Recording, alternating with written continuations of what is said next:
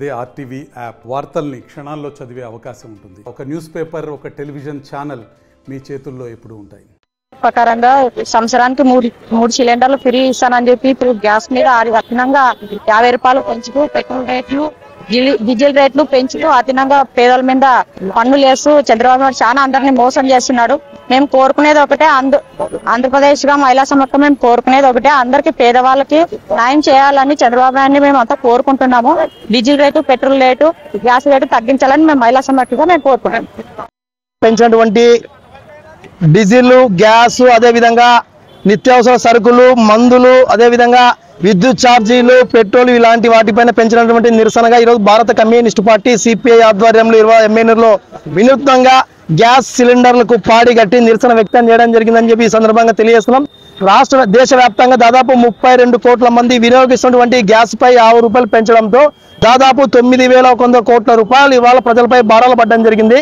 అదే సందర్భంలోనే diesel, petrol ధరపై కూడా 2 రూపాయలు పెంచడంతో దాదాపు దేశవ్యాప్తంగా 32,000 కోట్ల రూపాయలు ప్రజలపై అదనపు భారం పడుతుందంటే దాదాపు ఒక రోజులోనే 41,000 కోట్ల రూపాయలు ప్రజలపైన భారాలు మోపడం జరిగింది. ఓ పక్క ఎన్నికలు సమీపిస్తున్న తరుణంలో తగ్గించి ఎన్నికలు అయిపోయిన తర్వాత గద్దెకెక్కిన తర్వాత ఇవాళ విపరీతంగా ఇవాళ పెంచడం చాలా దుర్మార్గంగా అని చెప్పి ఇవాళ కేంద్ర ప్రభుత్వాన్ని మేము ఇవాళ ప్రశ్నిస్తున్నాం. నరేంద్ర మోడీ గారు మీరు చెప్పారు, మేము ప్రభుత్వ అధికారంలోకి వస్తే మొత్తం కూడా అన్ని ధరలను అదుపులో చేస్తున్నటువంటి నరేంద్ర మోడీ గారు, మీరు ప్రభుత్వం 11 ఏళ్ళు అధికారంలోకి వచ్చిన తర్వాత ఎన్నిసార్లు పెట్రోల్, డీజిల్, వంట గ్యాసులు పెంచి ప్రజలను పూర్తి స్థాయిలో నడ్డి విరుస్తున్నారని చెప్పి సందర్భంగా మేము కోరుతున్నాం. ఓ పక్క రాష్ట్రంలో వలసలు పెరిగి ఉపయోగపోతున్నటువంటి ఇతర ప్రాంతాలకు వెళుతున్న సందర్భంలో వలసలు నివారించలేరు కానీ ఇలాంటి నిత్యావసర సరుకులు విపరీతంగా పెంచడం అంటే ఇంతకన్నా దుర్మార్గంగా మరొకటి ఉండదని చెప్పి సందర్భంగా కోరుతున్నాం. అదే రాష్ట్రంలో సందర్భంగా ఈ యొక్క మాయా కూటమి ప్రభుత్వం సంబంధించి అధికారంలోకి వస్తే 3 సిలిండర్లు ఇస్తామని చెప్పినటువంటి ఈ యొక్క చంద్రబాబు నాయుడు గారు, మీరు సంవత్సరానికి 3 సిలిండర్లు ఎవరికి ఇస్తున్నారో ఎవరికి పోతున్నారో తెలియదు కానీ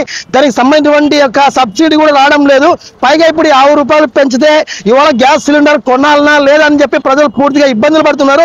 పూర్వపు కట్టెల పొయ్యి అనేది గుర్తుండేది, మళ్ళీ ఈ యొక్క పెంచడంతో కట్టెల పొయ్యి కూడా ఇవాళ ప్రజలు వినియోగించుకునే పరిస్థితిలో వస్తున్నారు. కాబట్టి ఈ రాష్ట్రం ఉన్నటువంటి మాయా కూటమి ప్రభుత్వం కానీ కేంద్ర ప్రభుత్వం తక్షణమే ఏదైతే మీరు పెంచారో వాటిని ఉపసంహరించుకోవాలని చెప్పి డిమాండ్ చేస్తాం. లేని పక్షంలో 2 ప్రభుత్వానికి కూడా పాడి కడతామని చెప్పి ఈ సందర్భంగా కోరుతున్నాం. ప్రధానంగా కేంద్ర ప్రభుత్వాన్ని సంఖలో పెట్టుకుని తిరుగుతున్నటువంటి ఈ మాయా కూటమికి సంబంధించినటువంటి నాయకులు ఇవాళ ఎక్కడ పోతున్నారు, ఎక్కడ నిద్రపోతున్నారు అని చెప్పి మేము అడుగుతున్నాం. ఎందుకంటే ఇవాళ విపరీతంగా విద్యుత్ ఛార్జీలు పెరిగినాయి, డీజిల్ పెరిగినాయి, గ్యాస్ పెరిగింది, నిత్యావసర సరుకులు పెరిగినాయి, కనీసం పాల ధర పెరిగింది, కనీసం మందు ధరలు పెరిగినాయి. అంటే దాదాపు విడిగా ఇంటి గుత్తలు సజ్జం ఇవాళ పెరిగితే ప్రశ్నించేటువంటి పవన్ కళ్యాణ్ మీరేమన్నా పండుకుని పాలు తాగుతున్నారని చెప్పి ఇవాళ పవన్ కళ్యాణ్ గారిని, డిప్యూటీ సీఎం గారిని మేము ప్రశ్నిస్తాం.